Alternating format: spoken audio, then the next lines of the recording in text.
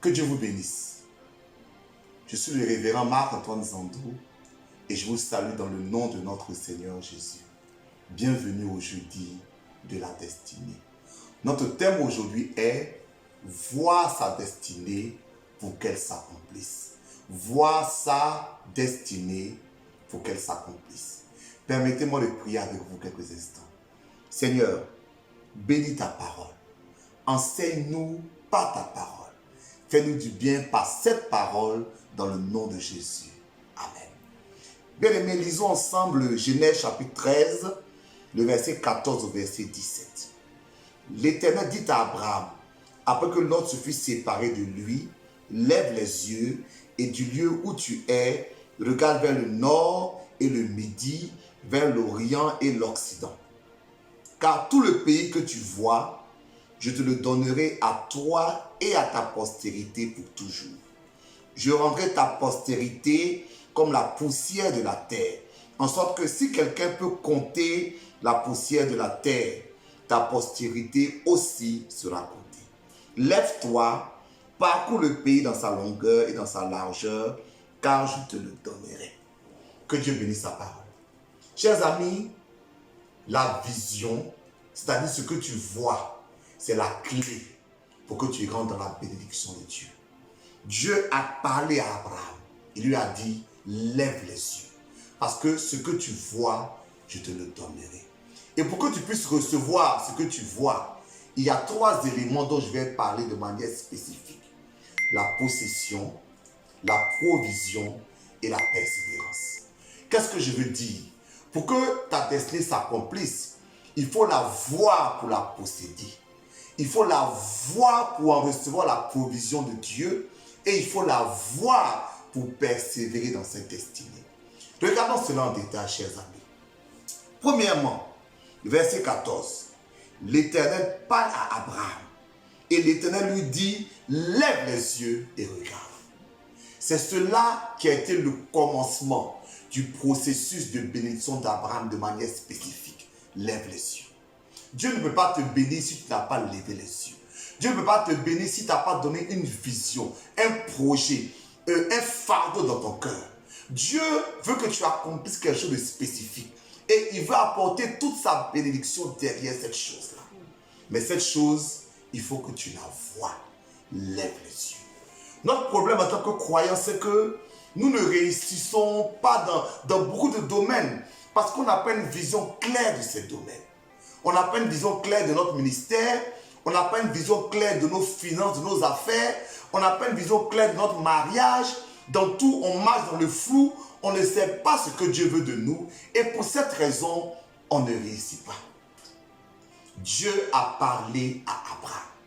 Il dit, lève les yeux et regarde.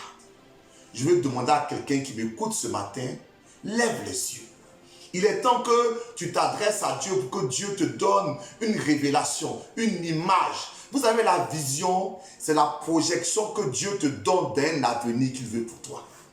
En d'autres termes, Dieu qui t'a appelé, Dieu qui t'aime tant, qu'est-ce qu'il veut pour ton travail?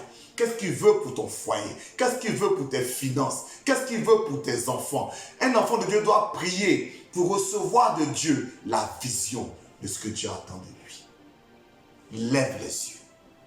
Mes chers amis, ce que la vision a produit, ce que le fait de voir a produit dans la vie d'Abraham, on peut le retrouver en 3 éléments. Premièrement, voir pour posséder.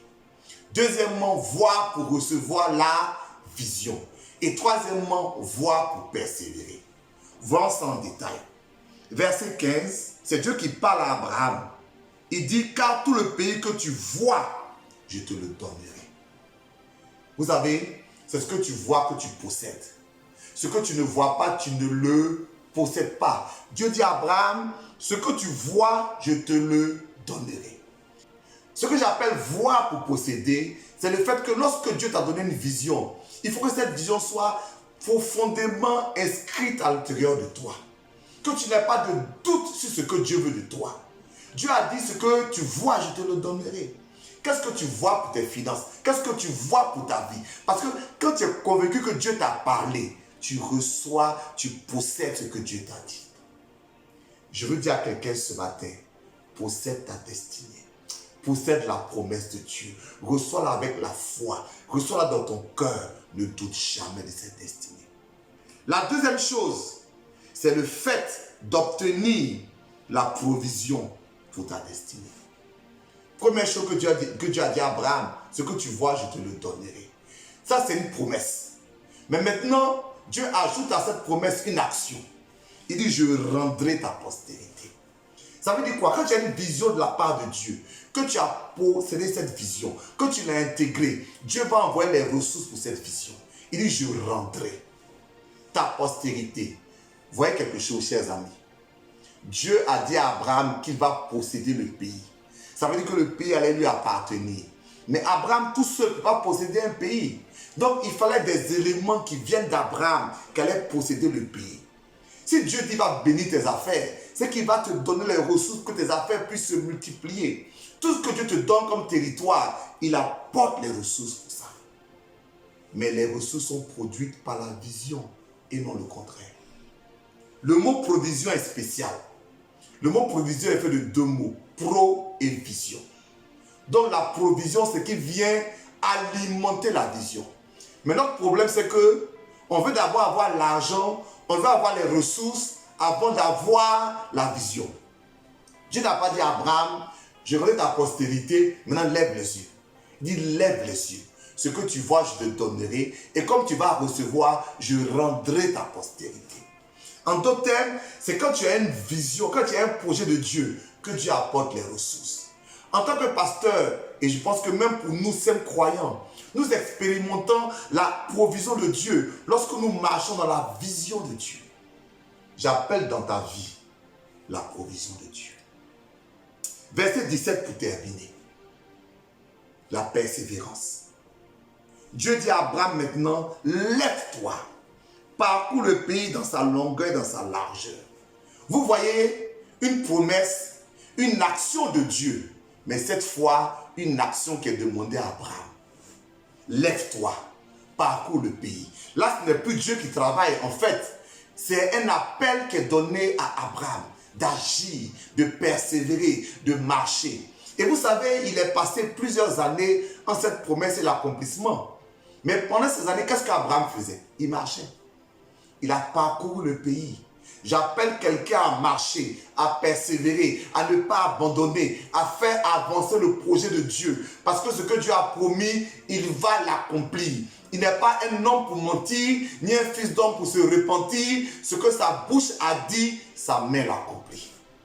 Reçois la force de la persévérance pour parcourir le pays, pour avancer malgré l'adversité. Cher ami, vois sa destinée pour pouvoir la voir se réaliser. Vois sa destinée pour qu'elle s'accomplisse. C'est nos sujets de ce matin. Et par rapport à ça, nous allons avoir 4 sujets. Premier sujet, que Dieu te donne de lever les yeux. Que Dieu te donne une vision, qui te donne un projet, qui t'éclaircit sur un domaine où tu es totalement embrouillé. Parce que c'est le fait que tu ne vois rien, que tu n'as rien. Lève les mains, on va prier ensemble. Seigneur des armées, tu es le Dieu d'Abraham, tu es le Dieu d'Isaac, tu es le Dieu de Jacob et tu es mon Dieu. Parle-moi, révèle-toi à moi, donne-moi une vision, donne-moi un projet, donne-moi un fardeau. Je suis un peu dans le noir, je me pose tellement de questions, mais je veux que tu me répondes. Je veux lever les yeux pour que tu me montres quelque chose. Parce que je crois que ta bénédiction va commencer. Parce que tu vas me montrer. Merci Seigneur. Merci de ce que tu me montres. Dans le nom de Jésus. Pendant que je ferme les yeux, Dieu me montre un oiseau. Cet oiseau est comme sur un fil électrique. Et il est en train de s'envoler. Dieu me dit de dire à quelqu'un que jusqu'à présent sa vie n'est pas allée de l'avant. Parce qu'il n'a pas eu cette force de s'envoler. Il est assis sur ce fil et il ne veut pas décaler, ne veut pas décoller de ce fil. Cet homme, c'est un homme à qui Dieu parle. Il a reçu une vision claire de Dieu, mais il ne veut pas se lancer. Le Seigneur dit, quand tu vas te lancer, moi Dieu, je vais t'apporter, je vais te propulser dans la vision que je t'ai donnée. Reçois cette bénédiction. Oh bien-aimé, nous prions pour notre second sujet. Et notre second sujet, c'est voir pour posséder. Ce que je veux te dire, c'est que si Dieu t'a dit quelque chose, que posséder quelque chose, c'est le rendre sien, c'est s'approprier. Tu dois causer de la vision. Tu dois faire comme si la vision est déjà en train de se réaliser. Même si tu ne la vois pas encore, sois enceinte de la vision. Je taquinais souvent mes premiers chrétiens quand j'ai commencé l'œuvre. On n'était pas beaucoup et je leur disais, regardez-moi bien, je suis pasteur d'une grande église. Parce que j'avais cette vision. Et parce que c'était en moi, j'ai fini par la voir s'accomplir. Bien-aimé, reçois la vision de Dieu. Mais approprie-toi de cette vision. Rends-la tienne. Est-ce que tu peux lever la main avec moi? On va prier. Père, merci de ce que quelqu'un qui a reçu une vision de Dieu ne doute plus. Alléluia. Il est certain qu'elle va s'accomplir. Tu rends cette vision part de sa personne.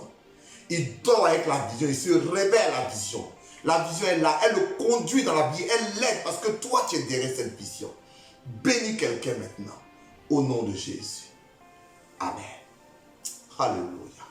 Nous prions pour notre troisième sujet. Le troisième sujet, c'est la provision. Dieu a dit à Abraham, comme tu as reçu une vision, je rendrai. Il y a quelque chose dont tu as besoin pour que ta destinée s'accomplisse. On va appeler dans ta vie les ressources du ciel. Dieu est le Dieu de provision. S'il te plaît, lève les mains et je vais faire une proclamation dans ta vie. Dans le nom de Jésus, j'appelle dans ta vie les ressources d'en haut. J'appelle dans ta vie les ressources d'en bas. J'appelle dans ta vie la bénédiction matérielle. J'appelle dans ta vie la bénédiction financière. J'appelle dans ta vie la bénédiction en ressources humaines. J'appelle dans ta vie la bénédiction en ressources intellectuelles. Que toutes les ressources dont tu as besoin pour cette vision, tu puisses les recevoir maintenant. Que Dieu te les donne maintenant dans le nom de Jésus. Amen. Notre dernier sujet bien-aimé. Nous prions pour la persévérance. Dieu dit à Abraham, lève-toi et parcours le pays. Je veux dire à quelqu'un, ne reste plus assis. Lève-toi. Ce que Dieu t'a promis, il va l'accomplir. Marche, avance au nom de Jésus. Est-ce que tu veux prier avec moi? Seigneur, donne la force à quelqu'un de continuer à marcher, de ne pas baisser les bras, de continuer à parcourir le pays. Même s'il y a eu quelques échecs, même s'il y a des difficultés, que cette personne ne se décourage pas, mais qu'au contraire, elle parcourt le pays dans le puissant nom de Jésus. Merci pour la force de marcher. Merci pour la force d'avancer qui est transmise à quelqu'un dans le nom de Jésus. Amen. Bien-aimé, que Dieu te bénisse. Rappelle-toi d'une chose essentielle. Dieu veut te bénir. Et il veut te donner une vision pour que tu rentres dans ta destinée. Il faut que tu vois quelque chose. Donc je prophétise que tu vois maintenant au nom de Jésus. Et quand tu vas voir, il y a 3 choses importantes. Nous avons vu cela ensemble. La possession, la provision, la persévérance. Voir pour posséder ce que Dieu t'a donné. Voir pour recevoir la provision pour ce que Dieu t'a donné. Et voir pour persévérer dans ce que Dieu t'a donné. Que Dieu te bénisse. À bientôt.